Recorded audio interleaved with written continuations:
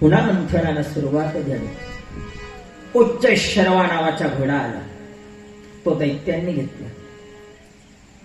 पण घोडा अश्व हे प्रगतीचे लक्षण आहे. बंधूंनो, लक्षात ठेवा. म्हणून तुमच्या अंगी जर संतोष असेल, तुमच्या अंगी समाधान असेल, तर समजून घ्या अश्वासारखी प्रगती तुमच्या जीवनात तुमची झाल्याशिवाय राहणार नाही. गोपाल कृष्ण हो. अश्वासारखी, घोड्यासारखी प्रगती तुमची झाल्याशिवाय राहणार नाही. समुद्र मंथनातलं तिसरा रत्न उच्च श्रवा घोडा. अश्वासारखी प्रगती. पुन्हा मंथनाला सुरुवात झाली.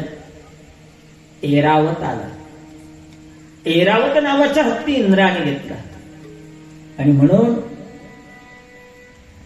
ज्यावेळेस तुमच्या जीवनामध्ये तुमची प्रगती अश्वासारखी होणार, त्यावेळेस पुढच्या रत्न तुम्हाला ऐरावत मिळणार. जे सुख इंद्राला मिळालं ते सुख तुम्हाला मिळाल्याशिवाय राहणार नाही. निश्चित मिळेल. तोड मदिरा. जेव्हा स्वर्गातलं सुख तुम्हाला उपभोगायला मिळेल ना, तेव्हा मदिरा येते. म्हणून जीवनामध्ये जेव्हा खरं सुख येतं, तेव्हा जो मनुष्य मदिरेच्या मागे लागतो ना, समजून घ्यावं की तो तिथे संपलेला आहे. गोपाल कृष्ण हो. ज्यावेळेस तो मदिरेच्या मागे लागणार आहे, ज्यावेळेस तो मदिरेच्या मागे गेला आहे. पुढच्या रत्न आलं अप्सरा. ज्या देवांनी घेतल्या.